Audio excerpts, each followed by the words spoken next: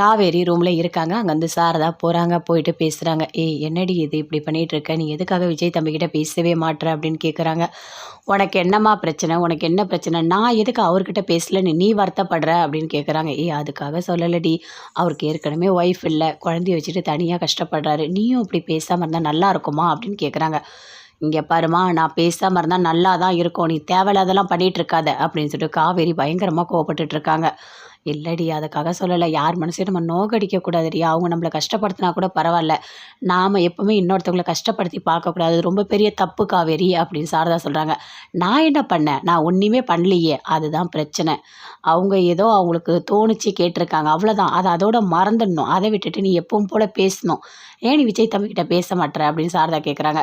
உனக்கு என்னம்மா பிரச்சனை, எதுக்காக நான் அவர்கிட்ட பேசணும் நீ துடிக்கிற, எனக்கு ஒன்றுமே புரியல அப்படின்னு காவேரி கேட்குறாங்க. இல்லை அதுக்காக இல்லடி, நம்ம யார் மனசையும் கஷ்டப்படுத்தக்கூடாது, நீ போயிட்டு அவர்கிட்ட மன்னிப்பு கேளு, நான் பண்ணது தப்பு தானு ஒரு வார்த்தை சொல்லுடி அப்படின்னு சாரதா சொல்கிறாங்க. நான் ஏன் அவர்கிட்ட போய் மன்னிப்பு கேட்கணும், எதுக்காக மன்னிப்பு கேட்கணும் அப்படின்னு காவேரி சொல்கிறாங்க.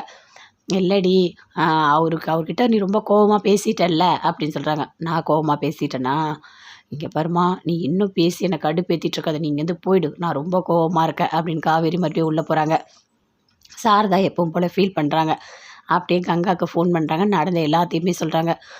என்னம்மா இது, நாம் ஒன்று நினச்சா அது ஒன்று நடக்குது, சரி கல்யாணம் நடக்கலைன்னா பரவாயில்ல, விஜய்கிட்ட கூட பேசலைன்னா எப்படி, எனக்கும் நீ சொல்கிறத பார்த்தா ரொம்ப கஷ்டமாக தாம்மா இருக்குது, நான் காவேரி கிட்ட பேசுகிறேன் அப்படின்னு சாரதா கிட்ட சொல்கிறாங்க கங்கா. அதே மாதிரி ஃபோன் பண்ணுறாங்க, அட்டன் பண்ணி காவேரி பேசுகிறாங்க. ஏய் காவேரி என்ன பண்ணிகிட்ருக்க நீ, எதுக்காக அவங்க வந்து பொண்ணு கேட்டாங்க, எல்லாத்தையுமே அம்மா என்கிட்ட சொன்னாங்க, பொண்ணுன்னு இருந்தால் யாராவது கேட்க தான் செய்வாங்க, அதுக்காக நம்ம கோவப்படலாமா அப்படின்னு கேட்குறாங்க. பொண்ணுன்னு இருந்தால் கேட்பாங்க, அவருக்கு ஏற்கனவே கல்யாணம் ஆகியிருக்கு, குழந்தை இருக்குது, என்ன வந்து பொண்ணு கேட்கறது தப்பு தானே அப்படின்னு சொல்லிட்டு காவேரி கோவப்படுறாங்க. சரி விடுடி, ஏதோ வயசானவங்க தெரியாமல் பண்ணிட்டாங்க, அதுக்காக கோவமாக இருக்காத, எப்பவும் போல் சாதாரணமாக பேசு, என்னன்னா என்னன்னு வச்சுக்கோ போதும் அப்படின்னு சொல்லிட்டு காவேரி கிட்ட கங்கா சொல்கிறாங்க. அக்கா நீயும் அம்மா மாதிரியே பேசுகிறக்கா அப்படின்னு சொல்கிறாங்க.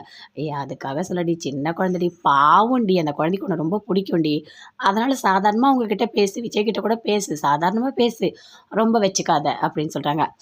சரிக்கா அப்படின்னு சொல்லிட்டு ஃபோனை கட் பண்ணுறாங்க. என்ன இது எல்லாருமே ஒரே மாதிரி பேசுகிறாங்களே, ஒன்றுமே புரியலையே எனக்கு அப்படின்னு காவேரி ஃபீல் பண்ணுறாங்க.